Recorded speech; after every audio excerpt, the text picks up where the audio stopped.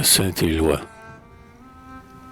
La grand-messe chantée, en pompe le curé, fait porter sous le porche un Saint-Éloi doré. Puis buste aux yeux d'émail, la figure béate, posée sur un brancard au tapis écarlate. Le vicaire l'assiste et deux enfants de cœur. Par avance, les deux abbés ont l'air moqueurs, d'hommes trouvant déjà plaisant ce qu'ils vont dire et qui ne pourront pas s'entendre sans sourire. Le défilé commence. Ânes, chevaux, mulets, pêle-mêle accourus, gras, maigres, beaux ou laids, font le tour de la place où la foule se range. Puis, couvert d'un drap blanc, d'un rideau qui s'effrange, ou d'une couverture à ramage, chevaux, ânes, mulets, ceux-ci sous des arnois nouveaux, ceux-là sous des pompons que jadis, tant prospères, ont gagné leurs aigus montés par nos grands-pères, s'avancent un à un, en ordre, avec orgueil, vers l'église où, debout, le curé sur le seuil, psalmodiant, en blanc surplis de mousseline, bénit le cavalier qui celui s'incline, et tâche de forcer sa bête à se courber. Tous défilent ainsi. Plus d'un manque tombé, à ce moment critique où l'abbé psalmodie, son béni dit qu'à gaieté, comédie. Car les bêtes ont peur du goupillon qui luit, et que brandit vers eux le prêtre, et, devant lui, mulet, âne ou cheval rue et braille et recule, parfois même.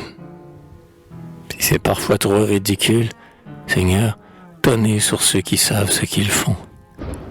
Voici ce que j'ai vu pourtant de plus bouffon. Le curé s'en allait content, lorsqu'on lui crie « Encore un, attendez !» L'abbé, comme on l'en prie, attend. Chacun peut voir sur la route, là-bas, dans la poussière un âne arrivant en grands pas, monté par un beau gars long comme on n'en voit guère, dont les pieds, s'il voulait, pourraient toucher à terre. C'est un âne en retard qui veut être béni.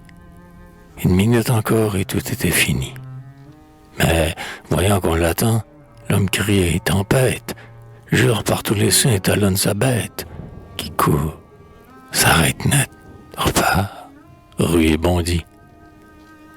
Le village en gaieté rit et le curé dit qu'il a très faim, qu'il va s'en aller, mais il reste, car chaque fois qu'il veut partir, chacun proteste.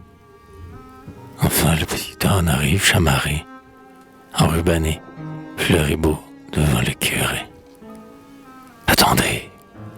crie le drôle qui le monte, et, pressant du genou l'âne rétif qu'il dompte, touchant le sol du pied quand il penche, voici qu'il dit à son curé « Bénissez-nous aussi !»